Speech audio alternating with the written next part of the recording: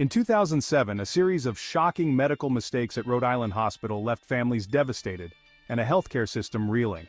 Wrong site surgeries, a phrase that no patient or family member should ever hear, happened not once, but multiple times within a span of a year, with devastating consequences. On November 23, 2007, Rhode Island Hospital reported yet another incident of wrong site surgery. This time, an 86-year-old man admitted for a procedure to address a brain bleed became a victim of gross negligence. Instead of operating on the correct side, the surgical team mistakenly opened the opposite side of the patient's skull. These errors were not new for Rhode Island Hospital. In August of the same year, a similar tragedy occurred when a patient undergoing brain surgery died just weeks after a surgeon operated on the wrong side of their brain. These incidents were part of a troubling history. Since 2001, there had been at least 4 wrong site surgeries. Despite interventions by the Rhode Island Department of Health, these tragic mistakes kept repeating, indicating systemic failures in patient safety procedures. The August 2007 incident claimed the life of another patient due to a wrong-side brain surgery. In a similar vein, in February 2007, another patient underwent brain surgery, only for the surgeon to realize mid-operation that they had been working on the wrong side of the head. These tragic events were not isolated occurrences. Instead, they represented a continued breakdown of surgical protocols at Rhode Island Hospital. Rhode Island Hospital's history of errors stretches back to 2001, with 4 wrong-site surgeries reported. Each incident was an indicator that safety protocols were being overlooked. Despite a compliance order issued in 2006, significant improvements to mitigate these mistakes were not put into practice effectively. Between 2001 and 2007, multiple errors indicated a lack of sufficient staff training and an ineffective chain of command when ensuring surgical accuracy.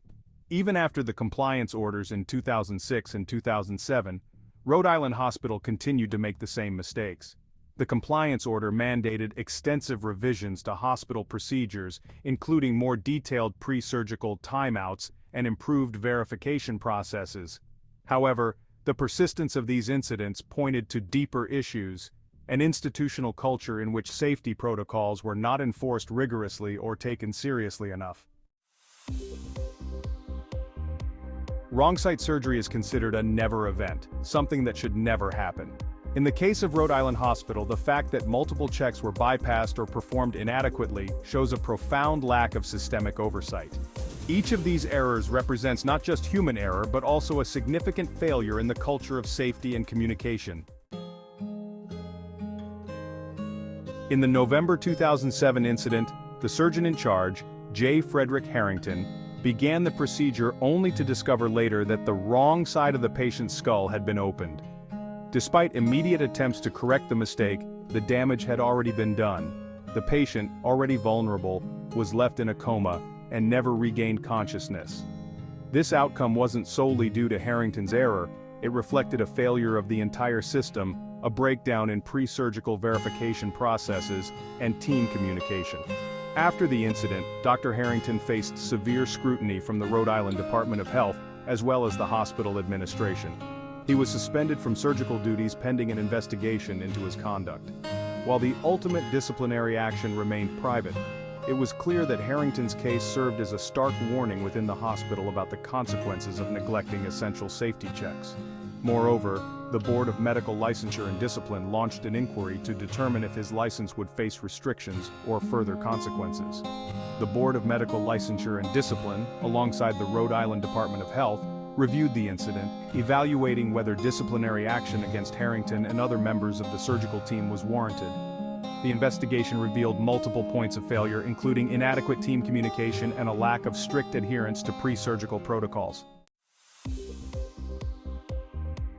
After the August 2007 tragedy, the Rhode Island Department of Health imposed a series of new compliance measures, including fines and mandated training. A fine of $50,000 was imposed after the 3rd wrong site surgery. The compliance orders outlined that for every neurosurgical procedure, a licensed physician must be present from beginning to end, and that the verification of surgical details had to be confirmed by not just the physician, but also a nurse or technician. My father went in for what we thought was a routine operation. When we learned that the surgeon had operated on the wrong side, it was a nightmare.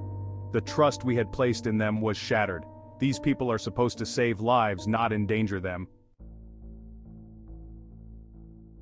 Medical errors like those at Rhode Island Hospital remind us of the devastating impact of even the smallest lapse in procedure.